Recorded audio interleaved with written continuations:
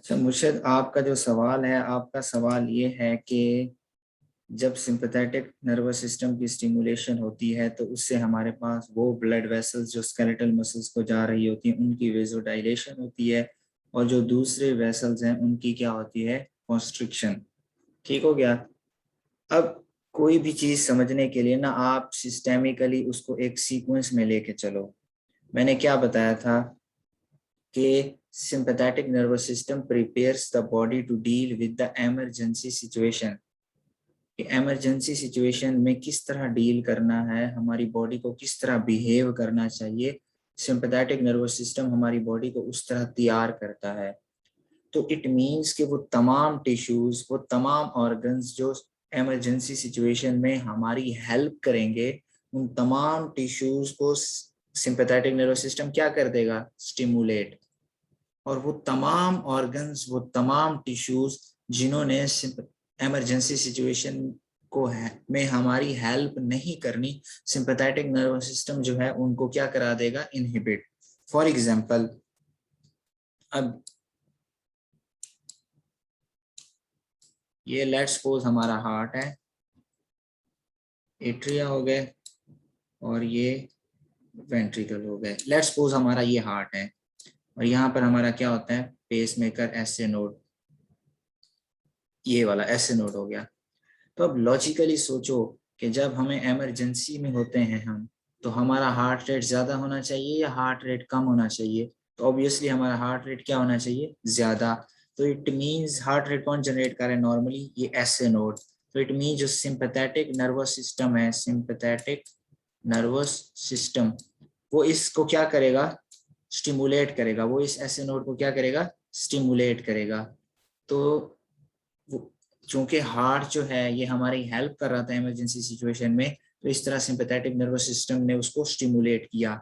वो इस SA node को भी स्टिमुलेट करेगा, एट्रिया को भी स्टिमुलेट करेगा, एट्रिया को भी स्टिमुलेट करेगा, वेंट्रिकल को भी स्टिमुलेट करेगा। तो पूरे के पूरे हार्ट को सिंपैथेटिक नर्वस सिस्टम जो है वो स्टिमुलेट करेगा, क्योंकि हार्ट ने इमरजेंसी सिचुएशन में हमारी हेल्प करनी है।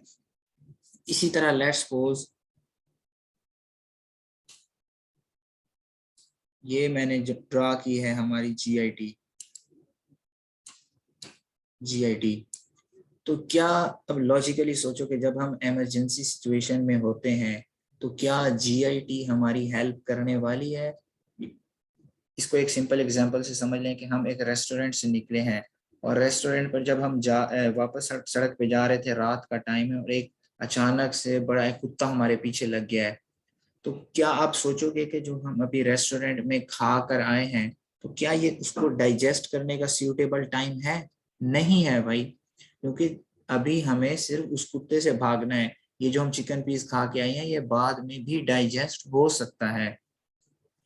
तो हार्ट और जीआईटी की मिसाल देकर मैं बस सिर्फ एक रूल वाजे करना चाह रहा हूँ। वो रूल ये है कि वो तमाम टिश्यूज और ऑर्गन्स जिन्होंने इमरजेंसी को डील करने में हमारी हेल्प करनी है, सिंपैथेटिक नर्वस सिस्टम उनको स्टिमुलेट करेगा। और वो तमाम ऑर्गन्स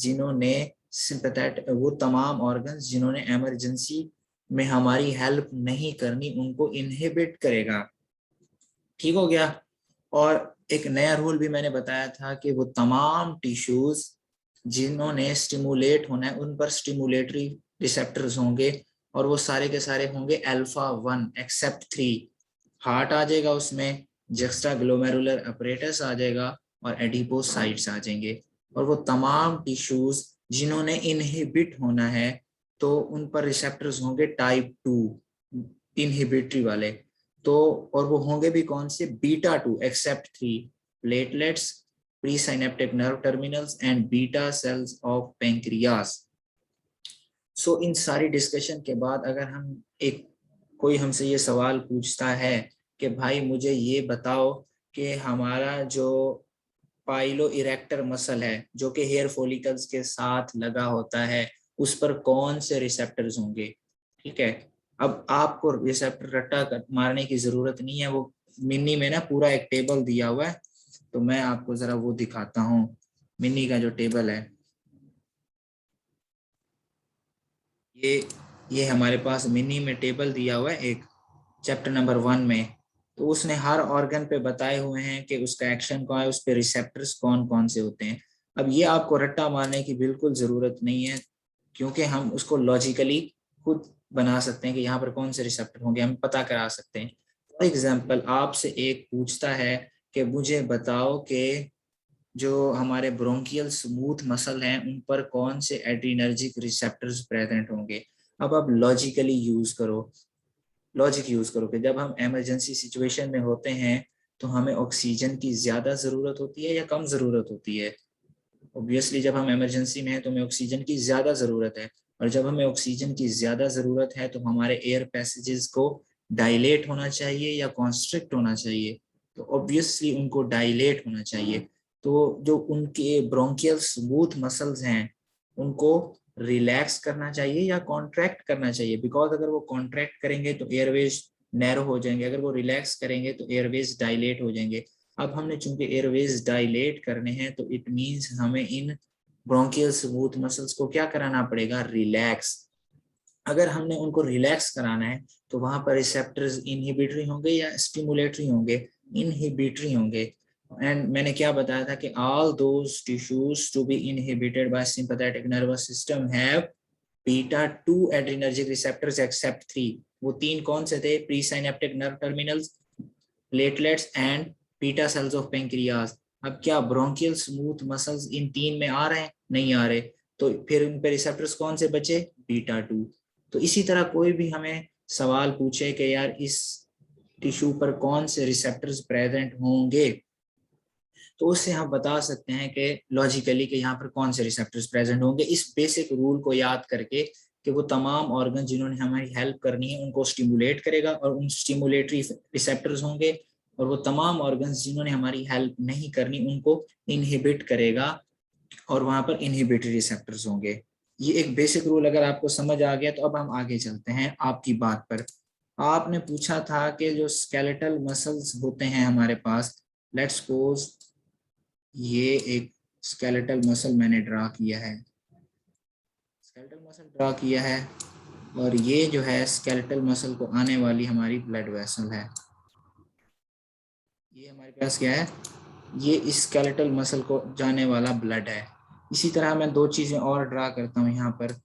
ये हमारी उसके ऊपर हेयर फॉलिकल निकले हुए हैं, तो ये क्या है, स्किन है, और ये क्या है, स्किन को आने वाली ब्लड वेसल है।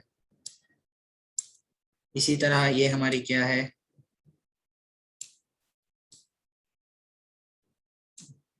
जीआईटी, और ये हमारे पास क्या है, जीआईटी को जाने वाला ब्लड। तो अब ये बेसिक फ्रेमवर्क का अगर आपको समझ आ गया तो अब हम अपना वही लॉजिक अप्लाई करते हैं कि ये हमारे पास स्केलेटल मसल है और ये स्केलेटल मसल को जाने वाला ब्लड है, ये हमारे पास स्किन है और ये स्किन को जाने वाला ब्लड है, ये जीआईटी है और जीआईटी को जाने वाला ब्लड है। ठीक हो गया। तो अब लॉजिक अप्लाई करो कि जब हम सिंपैथेटिक नर्वस सिस्टम हमारा फायर कर रहा होता है, हम इमरजेंसी सिचुएशन में होते हैं, हमारे पीछे कुत्ता लगा हुआ है, तो हमारे स्केलेटल मसल्स को काम ज्यादा करना चाहिए या कम करना चाहिए। अगर आप लॉजिक यूज करोगे कि हमें वहां भागना है तो हमारे स्केलेटल मसल्स को ज्यादा काम करना चाहिए। जब स्केलेटल मसल हमारे ज्यादा काम कर रहे हैं तो स्केलेटल मसल्स को ब्लड की रिक्वायरमेंट ज्यादा होगी या कम होगी, ऑब्वियसली ब्लड की रिक्वायरमेंट ज्यादा होगी। तो इट मींस के वो ब्लड वेसल जो स्केलेटल मसल को ब्लड सप्लाई कर रही है उसकी वेजोडाइलेशन होनी चाहिए या इनहिबिशन होनी चाहिए, कॉन्स्ट्रिक्शन होनी चाहिए, वेजोडाइलेशन होनी चाहिए। तो इसकी क्या होगी, इसकी हमारे पास वेजोडाइलेशन होगी। ये आउटवर्ड एरो का मतलब है कि वेजोडाइलेशन हो रही है। तो इस वेसल की हमारे पास क्या होगी, इस वेसल की, ये जो वेसल है इसकी वेसल की होगी वेजोडाइलेशन। जब इसकी वेजोडाइलेशन हो रही है तो ये जो पीछे इसकी वाल में स्मूथ मसल है, ये जो मैं जिसको लाल कर रहा हूँ ज्यादा, जो इसकी वेसल में स्मूथ मसल है, जब इनकी वेजोडाइलेशन हो रही है तो इसकी वाल में जो स्मूथ मसल है उनको कॉन्ट्रैक्ट करना चाहिए या रिलैक्स करना चाहिए, रिलैक्स करना चाहिए ना ऑब्वियसली।